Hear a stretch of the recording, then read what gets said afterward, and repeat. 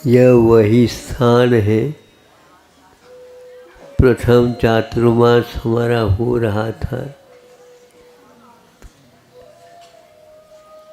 यहाँ का स्वरूप क्षेत्र का क्या था कुछ ही लोगों को ज्ञात है।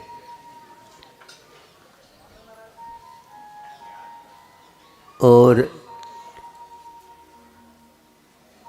अनंत चतुर्दशी के दिन धारा होनी थी। और धारा में महाराज जी को बुलाओ तभी तो काम होगा ये। तो धारा आप लोगों को करना नहीं करना, तो आपको बैठना मात्र, तभी धारा चालू होगी। चालू हो गई धारा। 51 रुपये में प्रारंभ हुई थी।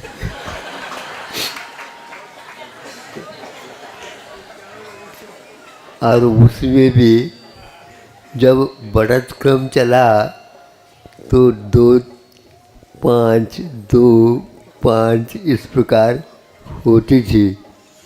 और अंत में जब वह बोली 100 के नीचे ही टूट गई, तालियों की गड़गड़ाहट हो गई।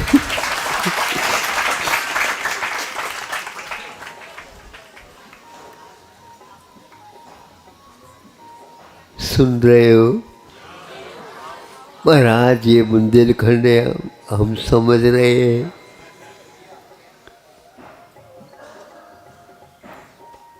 धीरे धीरे विकास क्रम चालू हुआ।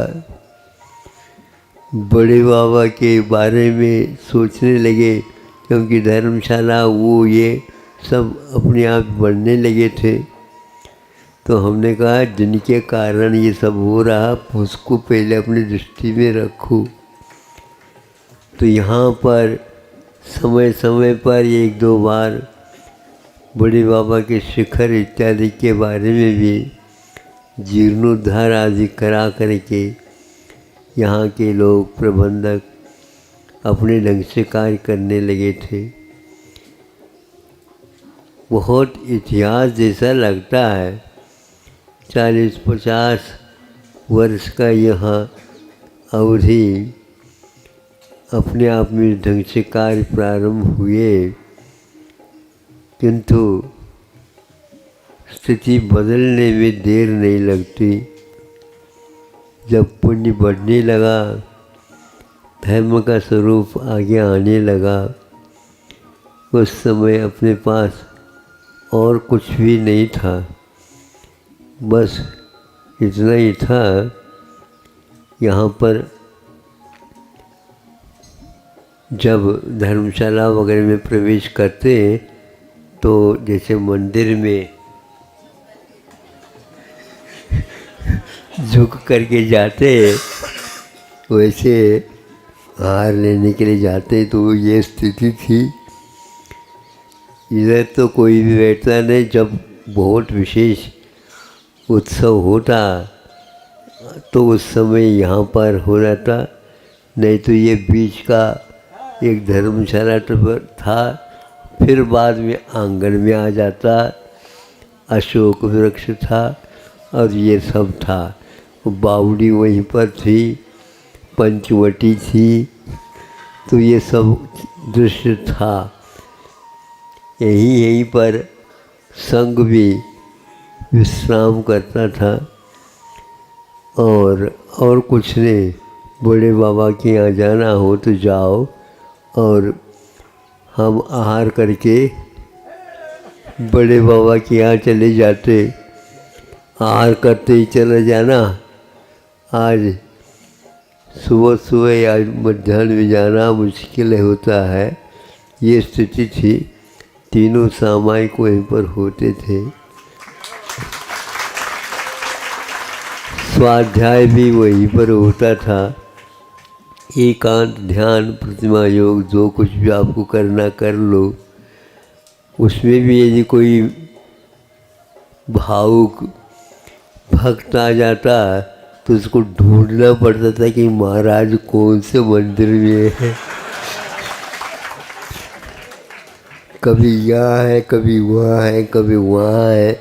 और ये वहाँ तक पहुँचने के लिए इधर से पूर्ण परिक्रमा लगा करके उसको रात में भी आते थे, वक्त कम थोड़े होते, लालटेन ले करके वो आ जाते और अपना सामायिक चलता रहा। ये सारे आज स्वप्न जैसा लगता है। बड़े बाबा के सामने बैठे रहो घंटों तक, कोई भी वहाँ पर हाय नहीं, हुल्ला नहीं, कुछ नहीं। सामने बैठो और जैसे बड़े बाबा से हमारी वार्ता हो रही है।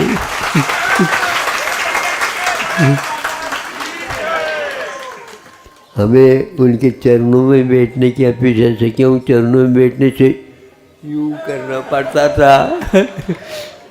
तो हम उसके पौली, जो सो पोली बोलते, तो वहाँ पर बैठ करके सामने सामने श्री जी दिखते थे। घंटों वहीं पर रहते और मंडप में रात में विश्राम करते। मूसलधार वर्षा होती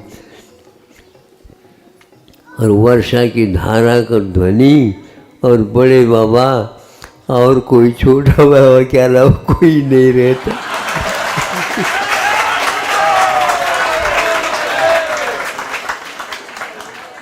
कैसे कैसे वहाँ पर लगातार 2-3 चातुर्मास हुए।